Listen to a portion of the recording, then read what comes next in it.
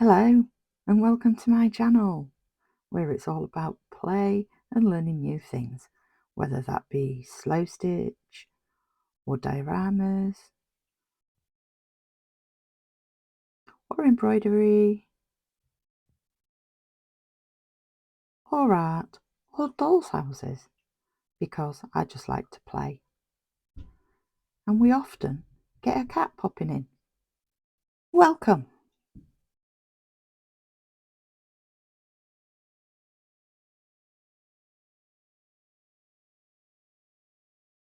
Hello, how are you? I hope you're well. As you've probably gathered by now, I'm working on my big diorama. So if you remember, I made a base, a cliff, a hill to stand the castle on. And we painted it all black. We made it from foam and then glued it all together. And then we made rocks to put on the side and some steps to lead up to the castle. And then we painted it all black. And here we are, just adding a little bit of definition to it. So we've used browns and silvers and greys and whites and yellows, a little bit of orange, just to add a little bit of definition, because rocks aren't flat, are they? Well, not totally. So then we've took the castle and added thin sheets of foam to the outside. And the reason that I'm doing this is because I want to make like a brick effect. So I'm going to use the foam to mark and score. So here we are painting up the bottom of the base, which is, it's actually the grassed area, the flatlands, which is actually the ground level of the diorama.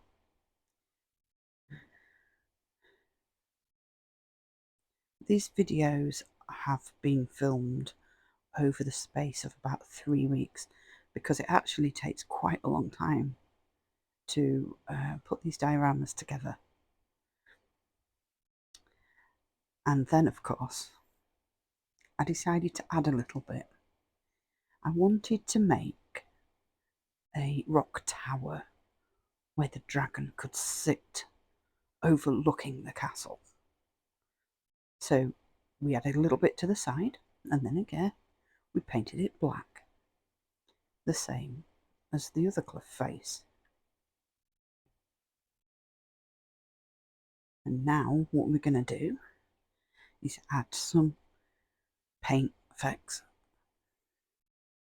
by dry brushing, so that the tower matches the cliff face, because it all needs to tie in together. As I say, it takes quite a while, and you've got to put the black coat on and then let it dry before you can start putting the detail on, and then that has to dry before you can decide if you're happy with the result. And I also like to put a coat of spray lacquer over the top, just to give it that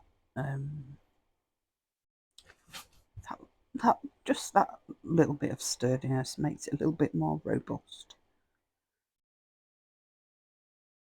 So there we've got titanium buff and sand and sap green and copper.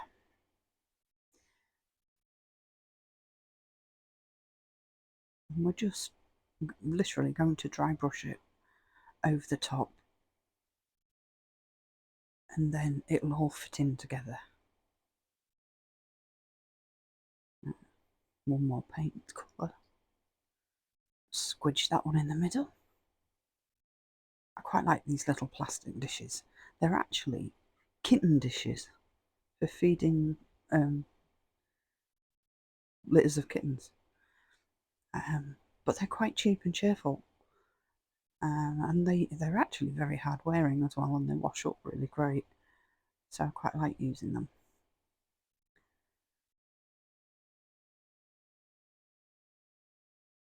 Give that a little bit of a mix. You know, sometimes you get like a little oily film on the top of your paint, and you just mix it in. It's not a problem. It just mixes in.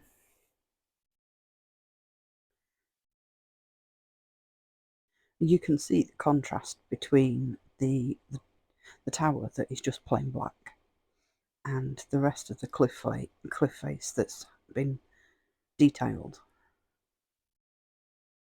The general rule of thumb is if you're painting with watercolours, you start with light and then add the dark on top.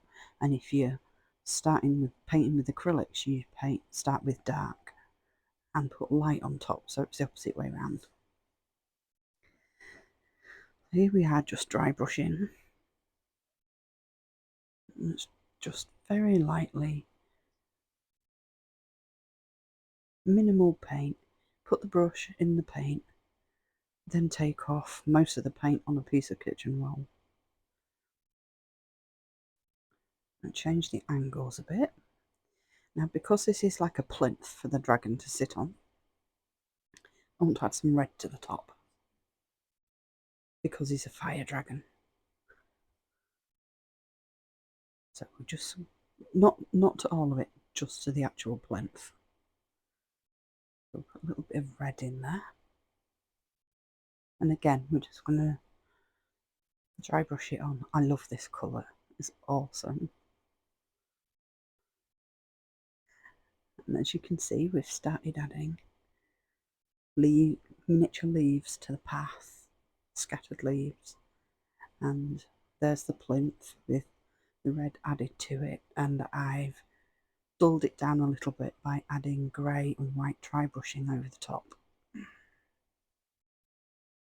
Just need to add a few little bit more here, little bits more.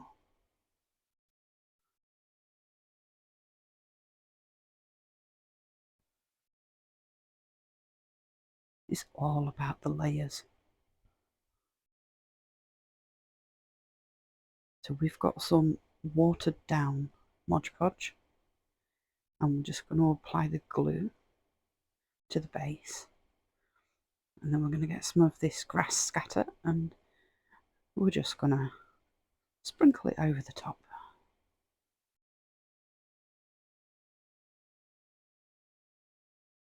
Make sure you get it into all the nooks and crannies. Trust me, when I'd finished doing this bit, all of the base, my fingers was almost as green as that scatter. I do have gloves, but I don't know. There's something about getting stuck in with just your hands, isn't there? Look how bright that red is on top of the plinth now. It's awesome. And there we go. Isn't that? It's just, sometimes I just amaze myself. It's pretty awesome.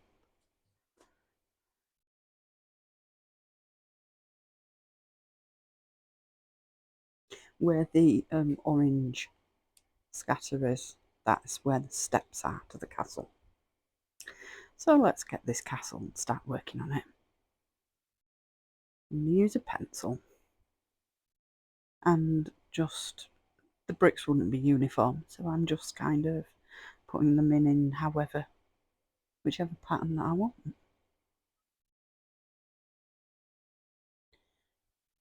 You need to press on quite hard, but not hard enough that it goes right the way through to the wood underneath.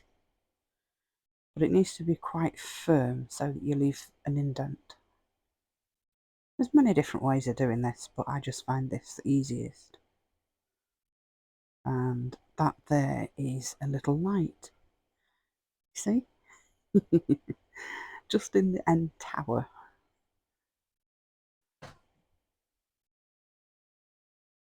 I've also put a piece of red vellum over the window and door in that tower, so that it does have a slight red glow.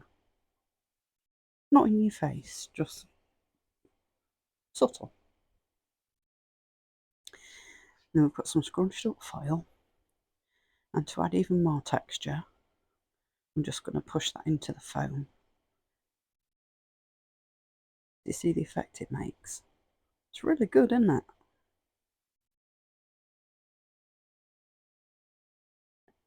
It's good for getting your frustrations out on too.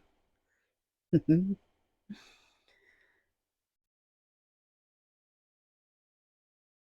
we go. You see? And I will do, of course, do the whole castle. When I actually put all these videos together, there was over 2 hours of footage, and I've managed to get it down to 22 minutes, which is some very severe editing. So now we're going to paint it all black.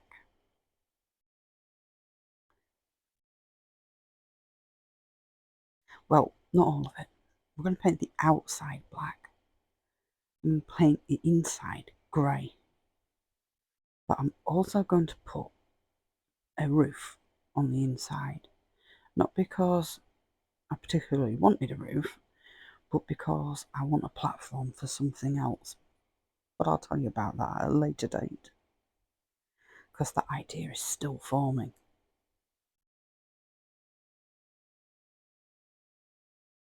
So just cover the whole thing. There we go. Give it a whiz. I do love my cake stand. Those red windows really pop now, don't they? I'm going to paint the inside grey.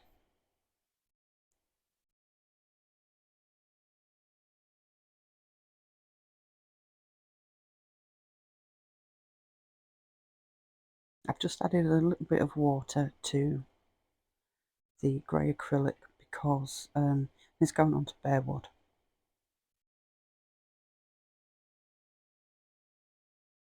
I could have primed it. I quite often prime things, but to be fair, you're not really going to see the inside, so it just didn't seem necessary. So I just made the paint a little bit thicker than I would normally to cover everything, and just enough water to help it absorb into the wood. And need to do the door as well. And now we're going to dry brush over the top of that with the same colour grey as on the inside, but we're also going to add a little bit of brown and a little bit of yellow, pale yellow, to dry brush all over the exterior. Again, just to add a little bit of interest. A castle wouldn't just be a flat black, would it? Now about this dragon. Okay, so I painted this dragon and I painted him purple and green, but he was going into a different diorama, and now he's going into this one. Those colours don't match. Well, what I will say is I've been doing dolls' houses for sort of 3-4 years. I've only really been doing dioramas for sort of the past year, but I've only moved on to like models and things for sort of the past, I would say, maybe 3-4 months. And I can already tell how different my painting style has become. It's definitely improved. So this time round, there's actually more detail in the painting that I'm doing, because I'm more used to it, I'm more practiced. I've still got a long way to go, but yeah, I've picked up a lot along the journey, and now it's time to put that into practice, isn't it? So this is Vallejo Scarlet Red, and I love this paint. I love this colour. It covers so well. It's so bright and so vibrant. To be fair, I love Vallejo paints. They really are one of the best, in my opinion. Not the cheapest, but definitely the best. So I've chosen a different colour scheme, and I've decided that he's going to be a fire dragon. So he's actually going to be black, and then I'm going to dry brush pewter over the top of that. And also going to dry brush burgundy red. So he's not going to be a flat black. And his wings are not going to be green anymore. They're going to be copper. Isn't that a beautiful copper colour? It has a real shine to it, and a little bit of iridescence, I think.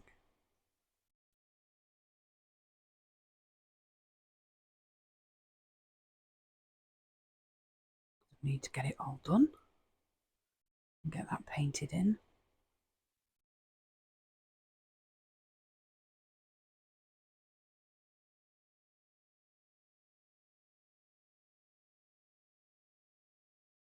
Concentrating.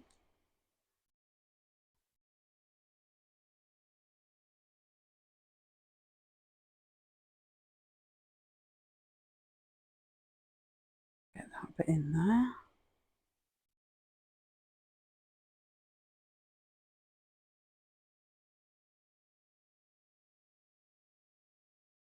I think altogether it probably took me probably about 7 hours to repaint this dragon.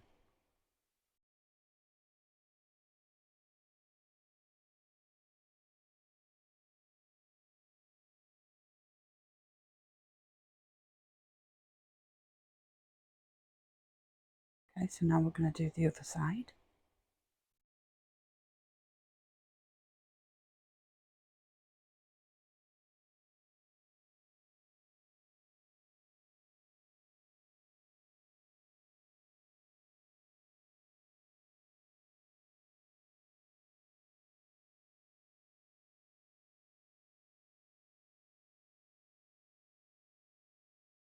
Goes on nice and smooth.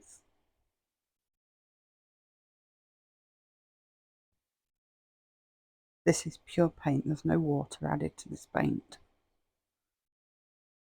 It is just pure acrylic.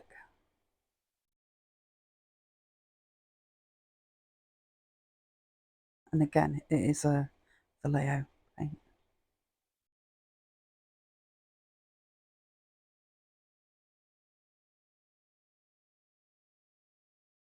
And some of the purple will possibly shine through. Just a little glint of it, but that doesn't bother me. I could give it a second coat and then it wouldn't, but I actually quite like the idea that there's another colour that can be not seen, but more like a hue. So now it's time to get down to all these little nitty bitty bits. I need my magnifying glass for this bit. I'm getting old. My eyesight's not what it was.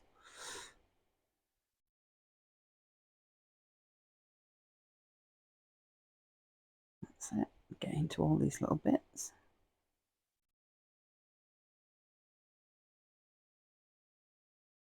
And there we go. This is the dragon finished. Isn't he amazing? I love him. I could not be prouder I was so impressed that went all excitedly to tell my friend Karen, look what I've done, look what I've done. And then I spoke to Kelsey at Junk Journal Magic, and she was saying about mica powders. So I bought some mica powders, okay? Seemed to make sense to me. So we're going to add some to the dragon. Not to change his colour, just to enhance his colour. And there we go. He is awesome. He is amazing. And I love him. And I hope you do too.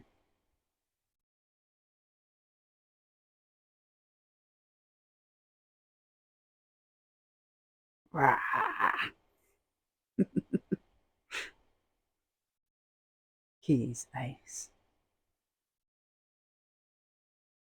And I've really enjoyed painting him. So I'll show you a brief shot of what he's going to look like in his home environment. But bear in mind that I've not had a chance to do that much work on the actual environment. And there he is, and the lights are on in the tower, and as you can see, the lights have just fallen across onto his plinth because he's protecting his castle.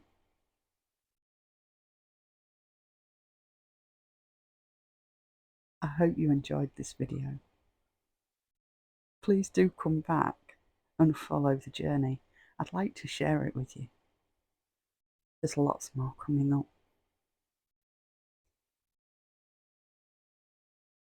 From me and my dragon,